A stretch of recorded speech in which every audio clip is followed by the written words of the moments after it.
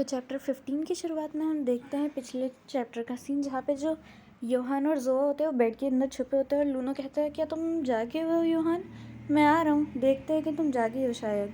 तो योहान और जोआ कहते हैं, वो कहते हैं नहीं नहीं इधर मत आना, इधर बिल्कुल मत आना, नहीं तो हम फंस जाएंगे, मत आना मत आना। और उतने में जो लूनो होता है वो ब्लैंकेट उठाने के लिए योहान और जोआ की तरफ हाथ बढ़ाता है और देखना चाह रहा होता है योहान सो भी रहा है कि नहीं, कहीं नौटंकी तो नहीं काट रहा है। तो फिर जो जोआ होती है उसके दिमाग में कुछ आता है और वो सोचने लगती है अब मैं क्या करूँ, अगर इसने देख लिया तो बहुत फंस जाएंगे, कुछ तो करना ही पड़ेगा। और उतने में ही जैसे ही वो टच करता है ब्लैंकेट को, जोआ चीखते हुए खड़ी होती है कि मैं बस सोने ही वाला था, आखिर तुमने मुझे उठा क्यों दिया, वैसे तुम यहाँ आए क्यों और मेरे कमरे में बिना पूछे क्यों आ गए, क्या तुम्हें कुछ बात करनी थी।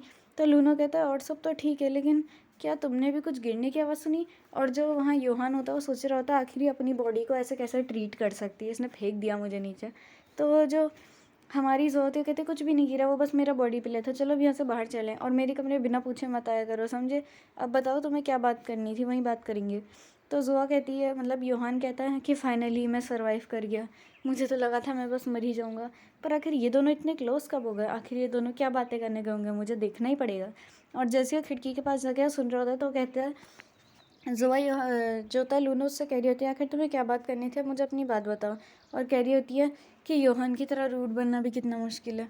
लेकिन लूनो जो होता है अपने सीने पे हाथ रखता है मुट्ठी बना के और सॉरी कहता है और कहता है मैंने तुम्हारे साथ कुछ ज़्यादा ही बुरा बिहेव किया और तुम्हें गलत समझ लिया, उसके लिए सॉरी। तो जोआ कह सोच रही होती है आखिर क्या बात कर रहा है पता नहीं।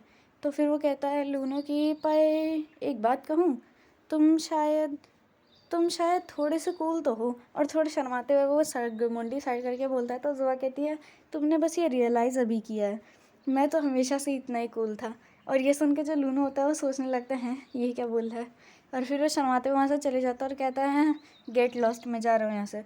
और फिर वो वहाँ से चले जाता है तो जुआ होती है वो कहती है आखिर ये मुझे गेट लॉस्ट बोल के खुद ही क्यों जा रहा है, बड़ा अजीब इंसान है ये। और फिर जो जुआ होती है कमरे में सांस लेते आती है और कहती है हाँ चलो सब ठीक ही है। लेकिन वो जब देखती है कि वहाँ पे जो योहान है वो गुस्से से भड़का हुआ होता है और कहता है आखिर तुम दोनों वहाँ पे बात क्या कर रहे थे, मुझे ये बताओ, और तुम इतने लाल क्यों हो रहे हो। तो वो कहती है कि अरे नहीं नहीं वो तो आज वो दरअसल ना बहुत गर्मी ज़्यादा ही बढ़ गई है, इसलिए मेरा चेहरा इतना लाल हो रहा है, बस और कोई बात नहीं है, हम लोग के बीच में ज़्यादा ऐसी कुछ बात हुई नहीं थी। लेकिन योहान और गुस्से में पूछता है और कहता है बताओ तुम लोग के बीच बात क्या हुई थी।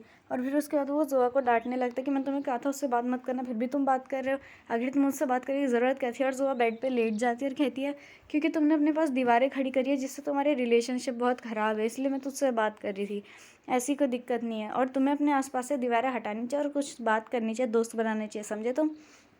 और फिर उसे जो जोआ होती है वो योहान को एक फ्लिक मारती है माथे पे, जिससे जो हमारा योहान होता है गुस्सा हो जाता है और कहता है ये तुमने क्या किया, मुझे दर्द हो रहा है, पता भी कितना जोर से पड़ता है। तो जोआ कहती है इसे एंजॉय करो। और ये सुन के योहान को कुछ समझ ही नहीं आता।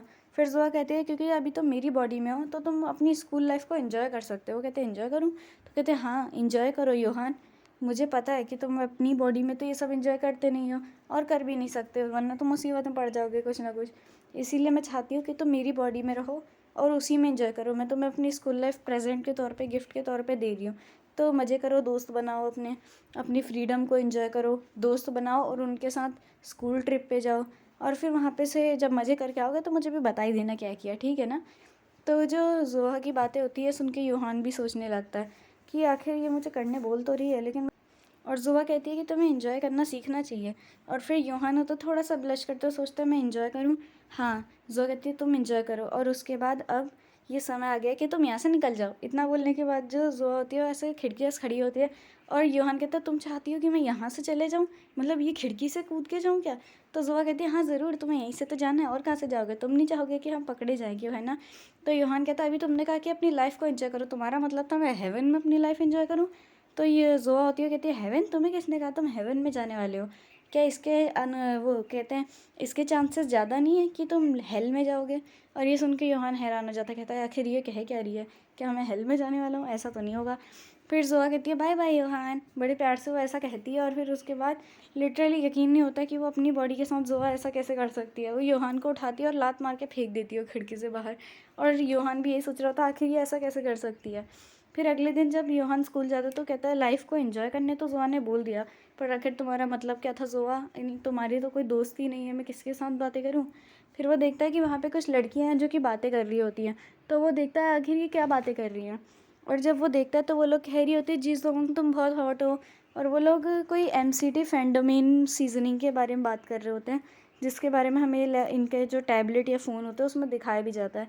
फिर हमें एक और वो लड़कियों का जो ग्रुप जैसा चल रहा होता है उनको भी दिखाते हैं, जो कि कोई टीआरटी फ्रेंडअप करके किसी को बहुत पसंद करती होती है और उनको देख के बहुत उछल रही होती हैं। और ये जो पहले वाली लड़की थी वो कहती है कि ओह जी जोंग तुम बहुत ज़्यादा अच्छे हो। फिर हमें टीबीटी फ्रेंडअप को फिर से दिखाया जाता है और वो कह रही होती हैं जो लड़कियां होती हैं कि युंग जिन सुबोंग, पता नहीं कितना बड़ा नाम है इसका, योंग जिन सुबोंग करके, तो वो कहते हैं तुम बहुत ज़्यादा क्यूट हो, ऐसा लगता ही नहीं कि तुम इतने बड़े हो गए हो, हमसे एज में इतने बड़े हो। फिर हमें डी बॉयज़ का भी एक ग्रुप दिखाते हैं जो कि उम्र में शायद बाकियों से थोड़ा बड़ा है और ये लड़कियां भी बड़ी लग रही होती हैं उनके मुकाबले। ये कहती है कि जुनयुन तुम मेरी ज़िंदगी के सबसे ज़्यादा इंपॉर्टेंट इंसान और मेरी कहानी के मेन कैरेक्टर हो। फिर वो कहती है, जोआ का वॉइस ओवर आ रहा था, मतलब यूहान का आ रहा होता है, तो वो कह रहा होता है कि इस दुनिया में जहाँ पे हमारी सोसाइटी में सभी लोग जो फैंडम है उनके पीछे भागते हैं, इन आइडियल्स को पसंद करते हैं, इन्हीं के पीछे जाते हैं, इन्हीं के बारे में जानना चाहते हैं, उस जगह पे मैं होंग जोहा दिखा सकती हूँ कि मैं आखिर हूँ कौन। पता नहीं यहाँ पे ओशिनो को कि ओई होशियो ओई होशिनो क्यों दिख रही होती है, पर कोई बात नहीं। लगता है गलती से खो के अपनी मांगा मानवा सब छोड़ छाड़ के इधर आ गई है ये। फिर उसके बाद जो जुआ होती है, मतलब योहान होता है, कहता है मैं यहाँ पे सबसे ज़्यादा पॉपुलर स्टूडेंट बनने जा रही हूँ, मैं होंग जोआ, मेरे बहुत दोस्त होने वाले हैं। तो पता नहीं आगे क्या करेगी चैप्टर्स में, या फिर करेगा, बड़ा ही खतरनाक बनने वाला है लग रहा है अब होंग जोहा।